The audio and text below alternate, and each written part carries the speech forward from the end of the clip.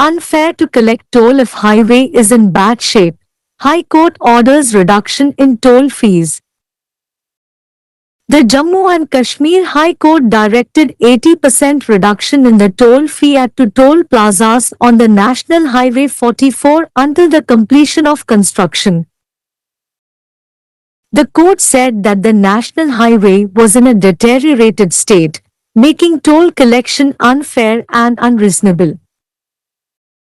This is based on the principle that tolls are collected to provide users with the benefit of well-maintained infrastructure. If this highway is in a deteriorated condition and uncomfortable to drive on, it is considered unfair for commuters to continue paying tolls, rather the same as violation of fair service. Certainly, the commuters and drivers must be feeling frustrated by the poor state of this particular highway they are paying to use. The basic premise is that tolls should be a form of compensation for road users in exchange for smooth, safe, and well-maintained highways, The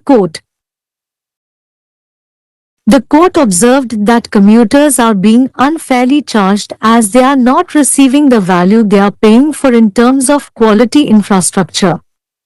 The court added that the basic premise is that tolls should serve as a form of compensation for road users in exchange for smooth, safe, and well-maintained highways. A bench of Chief Justice Tashi Rabastan and Justice M.A. Chaudhary observed that it was expected from the government to suspend toll collection until the Delhi-Amritsar Katra Expressway becomes fully operational. However, instead of suspending toll collection, the respondents have increased the toll fees at Lakhanpur Toll Plaza and Bund Toll Plaza. The court said that the general public is feeling angered because they are forced to pay hefty tolls for shabby and under-constructed roads.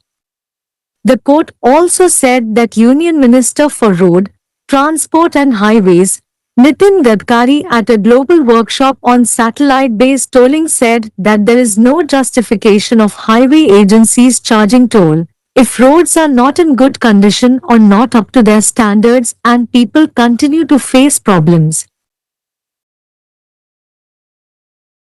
The court observed that the national highway fee rules are also being violated, which require that the spacing between two adjacent toll plazas should be 60 kilometers. The court noted that the distance between Saror Toll Plaza and Bund Toll Plaza is only 47 kilometers, causing a grave violation. The court stated that millions of devotees visit the Mata Vaishno Devi shrine, and in order to mint money from these pilgrims, the respondents have purposefully established Bund Toll Plaza before Daumal without adhering to the 60 kilometers rule between two plazas. As a result, travelers are forced to pay tolls at multiple plazas despite using only small sections of the highway. The court also expressed concerns over toll operators employing individuals, gundas, with criminal records, affecting public safety. The court directed the respondents and the contractors not to employ any person at the toll plazas who has a criminal background. They were further instructed to deploy personnel at the toll plazas only after verification by the concerned police agency. Background: a public interest litigation, PIL, was filed by the petitioner seeking exemption from toll tax at Lakhanpur, Thandi Khoi, and Bund toll plazas along National Highway 44 until the Delhi-Amritsar Katra Expressway project is fully operational. The national highway from Udhampur to Lakhanpur, Punjab, has been under construction since 2021. The petitioner argued that about 70% of the highway is under construction, with severe diversions and potholes, and that toll tax should only be collected after the construction is fully completed as per Rule 3.1 and 3.2 of the National Highways Fee Rules. The court directed that toll tax at the two toll plazas must be reduced by 80% immediately until the national highway is fully operational. It also ordered the removal of any toll plaza situated within 60 kilometers of another. Additionally, the court mandated police verification before employing anyone at the toll plazas. Case title: Sugandha Sahne vs. Union of India, 2025. நெடுஞ்சாலை மோசமான நிலையில் இருந்தால் சுங்கச்சாவடி கட்டணம் வசூலிப்பது நியாயமற்றது. உயர் நீதிமன்றம் சுங்கச்சாவடி கட்டணத்தை குறைக்க உத்தரவிட்டது. ஜம்மு காஷ்மீர் உயர் நீதிமன்றம் தேசிய நெடுஞ்சாலை -44 இல் உள்ள 2 சுங்கச்சாவடிகளில் கட்டுமான பணிகள் முடியும் வரை 80% சுங்கச்சாவடி கட்டணத்தை குறைக்க உத்தரவிட்டது. தேசிய நெடுஞ்சாலை மோசமான நிலையில் இருப்பதால் சுங்கச்சாவடி வசூல் நியாயமற்றது மற்றும் நியாயமற்றது என்று நீதிமன்றம் கூறியது. நன்கு பராமரிக்கப்படும் உள்கட்டமைப்பின் பலனை பயனர்களுக்கு வழங்க சுங்கச்சாவடிகள் வசூலிக்கப்படுகின்றன என்ற கொள்கையின் அடிப்படையில் இது அமைந்துள்ளது. இந்த நெடுஞ்சாலை மோசமான நிலையில் இருந்தால், வாகனம் ஓட்டுவதற்கு சங்கடமாக இருந்தால், பயணிகள் தொடர்ந்து சுங்கச்சாவடி கட்டணம் செலுத்துவது நியாயமற்றதாக கருதப்படுகிறது. மாறாக அது நியாயமான சேவையை மீறுவதாகும். நிச்சயமாக பயணிகளும் ஓட்டுநர்களும் தாங்கள் பயன்படுத்த பணம் செலுத்தும் இந்த குறிப்பிட்ட நெடுஞ்சாலையின் மோசமான நிலையால் விரக்தியடைந்திருக்க வேண்டும். சுங்கச்சாவடிகள் சீரான, பாதுகாப்பான மற்றும் நன்கு பராமரிக்கப்படும் நெடுஞ்சாலைகளுக்கு ஈடாக சாலை பயனர்களுக்கு இழப்பீடாக இருக்க வேண்டும் என்பதே அடிப்படை முன்மாதிரி என்று நீதிமன்றம் கூறியது. தரமான உள்கட்டமைப்பின் அடிப்படையில் பயணிகள் செலுத்தும் மதிப்பை பெறாததால் அவர்களிடம் நியாயமற்ற முறையில் கட்டணம் வசூலிக்கப்படுகிறது என்று நீதிமன்றம் கூறியது. சுங்கச்சாவடிகள் சீரான, பாதுகாப்பான மற்றும் நன்கு பராமரிக்கப்படும் நெடுஞ்சாலைகளுக்கு ஈடாக சாலை பயனர்களுக்கு இழப்பீடாக இருக்க வேண்டும் என்பதே அடிப்படை முன்மாதிரி என்றும் நீதிமன்றம் கூறியது. டெல்லி அமிர்தசரஸ் கத்ரா விரைவுச் சாலை முழுமையாக செயல்பாட்டுக்கு வரும் வரை சுங்கச்சாவடிகள் வசூலிப்பதை அரசாங்கம் நிறுத்தி வைக்கும் என்று எதிர்பார்க்கப்படுகிறது என்று தலைமை நீதிபதி தாஷி ரப்சான் மற்றும் நீதிபதி M.A. சவத்ரி ஆகியோர் அடங்கிய அமர்வு குறிப்பிட்டது. இருப்பினும் சுங்கச்சாவடி வசூலை நிறுத்துவதற்கு பதிலாக பிரதிவாதிகள் லகான்பூர் சுங்கச்சாவடி மற்றும் பான் சுங்கச்சாவடிகளில் கட்டணங்களை அதிகரித்துள்ளனர். பழுதடைந்த மற்றும் கட்டப்படாத சாலைகளுக்கு அதிக கட்டணம் செலுத்த வேண்டிய கட்டாயத்தில் இருப்பதால் பொதுமக்கள் கோபமடைந்துள்ளதாக நீதிமன்றம் கூறியது. மேலும் மத்திய சாலை, போக்குவரத்து மற்றும் நெடுஞ்சாலைகள் துறை அமைச்சர் நிதின் கட்கரி செயற்கைக்கோள் அடிப்படையிலான சுங்கச்சாவடி குறித்த உலகளாவிய பட்டறையில் சாலைகள் நல்ல நிலையில் இல்லாவிட்டாலும் அல்லது அவற்றின் தரத்திற்கு ஏற்றதாக இல்லாவிட்டாலும் மக்கள் தொடர்ந்து பிரச்சினைகளை எதிர்கொண்டாலும் நெடுஞ்சாலை நிறுவனங்கள் சுங்கச்சாவடி கட்டணம் வசூலிப்பது நியாயமில்லை என்று கூறியதாக நீதிமன்றம் கூறியது. தேசிய நெடுஞ்சாலை கட்டண விதிகளும் மீறப்படுவதாக நீதிமன்றம் குறிப்பிட்டது. இதன்படி அருகிலுள்ள 2 சுங்கச்சாவடிகளுக்கு இடையிலான இடைவெளி 60 கிலோமீட்டர் ஆகஸ்ட் இருக்க வேண்டும். சரோர் சுங்கச்சாவடிக்கும் பான் சுங்கச்சாவடிக்கும் இடையிலான தூரம் 47 கிலோமீட்டர் மட்டுமே. இது ஒரு பெரிய மீறலை ஏற்படுத்துகிறது என்று நீதிமன்றம் குறிப்பிட்டது. மில்லியன் கணக்கான பக்தர்கள் மாதா வைஷ்ணோ தேவி ஆலயத்திற்கு வருகை தருவதாகவும் இந்த யாத்ரீகர்களிடமிருந்து பணம் பெறுவதற்காக 2 பிளாசாக்களுக்கு இடையில் 60 கிலோமீட்டர் விதியை கடைபிடிக்காமல் டோமலுக்கு முன் பான் சுங்கச்சாவடியை வேண்டுமென்றே நிறுவியுள்ளனர் என்றும் நீதிமன்றம் கூறியது. இதன் விளைவாக பயணிகள் நெடுஞ்சாலையின் சிறிய பகுதிகளை மட்டுமே பயன்படுத்தினாலும் பல பிளாசாக்களில் சுங்கச்சாவடிகள் செலுத்த வேண்டிய கட்டாயத்தில் உள்ளனர். குற்றவியல் பதிவுகள் உள்ள தனிநபர்களே குண்டாக்கள், பணியமர்த்தும் சுங்கச்சாவடிகள் பொதுமக்களின் பாதுகாப்பை பாதிக்கும் என்றும் நீதிமன்றம் கவலை தெரிவித்தது. குற்றப்பின்னணி கொண்ட எவரையும் சுங்கச்சாவடிகளில் பணியமர்த்த வேண்டாம் என்று எதிர்மனுதாரர்களுக்கும் ஒப்பந்ததாரர்களுக்கும் நீதிமன்றம் உத்தரவிட்டது. சம்பந்தப்பட்ட காவல்துறையின் சரிபார்ப்பிற்கு பிறகுதான் சுங்கச்சாவடிகளில் பணியாளர்களை நியமிக்க வேண்டும் என்றும் அவர்களுக்கு அறிவுறுத்தப்பட்டது. பின்னணி: டெல்லி அமிர்தசரஸ் கத்ரா விரைவு சாலை திட்டம் முழுமையாக செயல்படும் வரை தேசிய நெடுஞ்சாலை -44 இல் உள்ள லகான்பூர், காண்டி குய் மற்றும் பாண்டோன் பிளாசாக்களில் சுங்க வரியிலிருந்து விலக்கு அளிக்க கோரி மனுதாரர் ஒரு பொது நல வழக்கு PIL தாக்கல் செய்தார்.